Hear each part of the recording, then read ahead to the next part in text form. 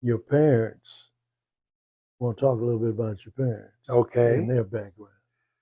Well, my mom and my father were classmates, and they graduated from high school in 1935.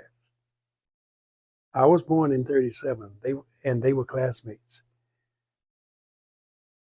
At the time, I think my dad was 26 when I was born, and my mother was 25. And there began a wonderful relationship.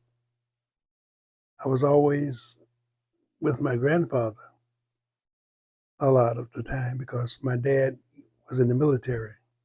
He went into the Navy, was drafted. He didn't volunteer. He was drafted into the Navy. And from the time that he went into the Navy, he never came home one time. He was in the Navy for 3 years. You mean they didn't let him come home? He was never allowed to have a leave. He never had one. From the time he entered into the military, 3 years, 11 months, and 21 days is how long he was gone.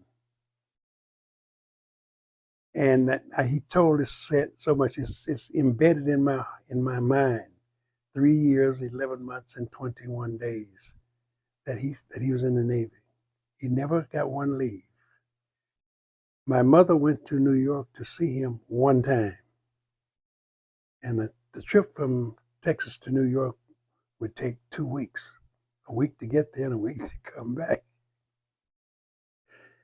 And so in all this time, my dad was assigned to a military transport ship.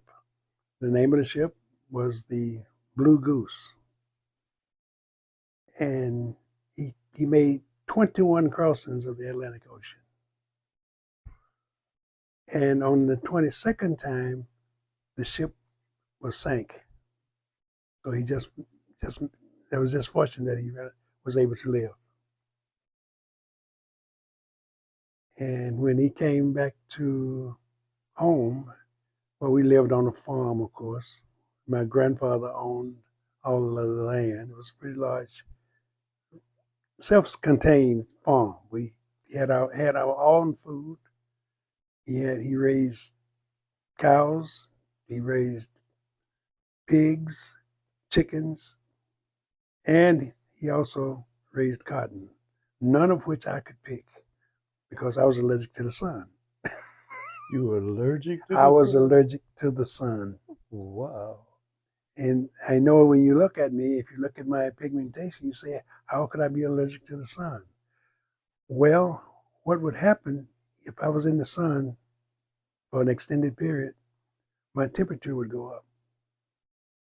And it wouldn't come down until they got me cooled off. So, and my mom told me when I was very, very young, she said, boy, you're going to have to get an education because you can't do what the rest of the kids do. And that was the thing that propelled me, I guess, on my life's journey because I was always trying to learn and pick up all the information that I could get.